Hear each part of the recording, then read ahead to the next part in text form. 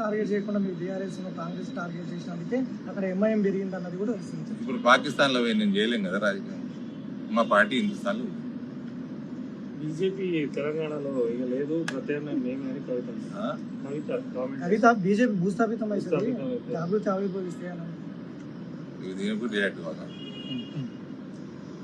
ఇప్పుడు కావాలా దీనికి రియాక్ట్ అంటే నిజామాబాద్ నుంచి ఆమె అడుగు పడుతుంది అన్నది కదా జాగృతి. సరే, ఎవరు భూస్థాపితమైనరు, ఎవరి వల్ల భూస్థాపితమైనరు, ఎవరు ఏ పార్టీ వల్ల భూస్థాపితమైనరు మీకు తెలియదా, నాకు తెలియదా, ఆమెకు తెలియదా? చెప్పండి. ఊకెందుకు అంత ఇంపార్టెన్స్ ఇవ్వాల్సిన అవసరం లేదు. మహిళ, మా జిల్లా కోడలు, గాడ్ బ్లెస్ హర్.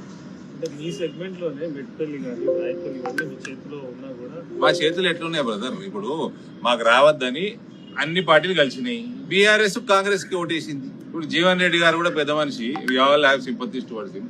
ఆయన మళ్ళా ఏడుపు స్టార్ట్ చేసిండు ఎలక్షన్లు అయిపోయినాక. ఎలక్షన్లలో చూపెట్టారు టీవీ ప్రతాపం. ఎందుకు సపోర్ట్ చేసినావు మరి కాంగ్రెస్ కి? సంజయ్ కుమార్ కాంగ్రెస్ కి ఎందుకు సపోర్ట్ చేసి? డిఫర్ కానుంటే డిఫర్ కాలేదు, వాళ్ళ మనుషులు చేసుకున్నారు.